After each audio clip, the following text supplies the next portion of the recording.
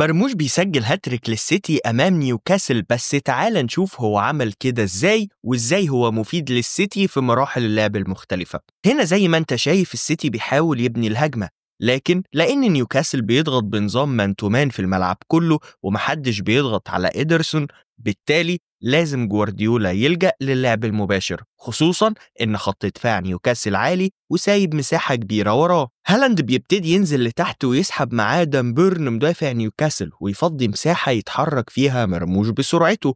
وعلشان تتأكد إن دي حاجة متفق عليها، شوف هالاند وهو بيبص يتأكد مرموش جري ولا لأ. مرموش فعلا راح للمساحة اللي فضاها هالاند، وإيدرسون لعب فيها الكورة بدقة شديدة، وبرغم محاولة كيران تريبيه مدافع نيوكاسل تعطيل مرموش، إلا إن بذكاء وسرعة قدر مرموش يتخلص منه. وخد بالك إنه ما لمس الكورة كل ده، وأول لمسة للكورة كانت هي الفينش بلوب ولا أروع. نروح للهدف الثاني، بدايته فاول أخده مرموش نفسه لما نزل يستلم، وشوف قدرته على الاحتفاظ بالكرة تحت الضغط والحصول على فاول يخلي الاستحواذ مع مانشستر سيتي. ومع ذلك شوف بعد التنفيذ مرموش كان اتمركز بسرعة في خط هجوم السيتي، بس هل تمركزه ده عشوائي؟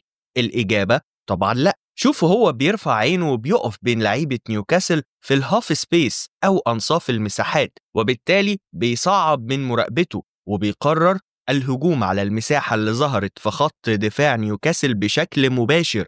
وده اللي علشانه فعلا جوارديولا جاب مرموش، إنه مباشر على الجون، وبعدين بيستلم بفنت علشان يتفوق على تريبيه للمرة التانية، واللمسة التانية هي التسديدة اللي دخلت هدف.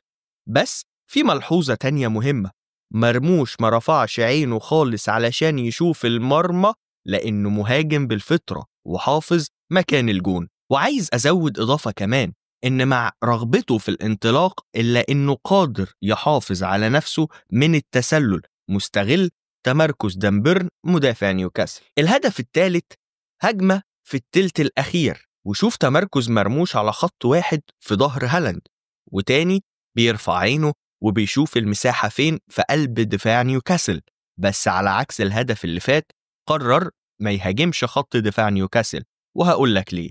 تخيل معايا لو في لحظة تمرير سافيو كان مرموش في ظهر مدافع نيوكاسل، كان هيبقى صعب التمريرة توصل له، أو هيحتاج إن سافيو يحط تمريرة عبقرية. ولكن شوف ذكاء مرموش في التمركز، عارف يلاقي مساحة بين خماسي دفاعي لنيوكاسل، ولكن كان كلهم باصين على الكورة علشان يكمل مرموش الهاتريك بتسديدة من لمسة واحدة. مصر عندها صلاح الإيجيبشن كينج في ملاعب إنجلترا، ويبدو إننا على موعد مع الإيجيبشن برنس عمر مرموش.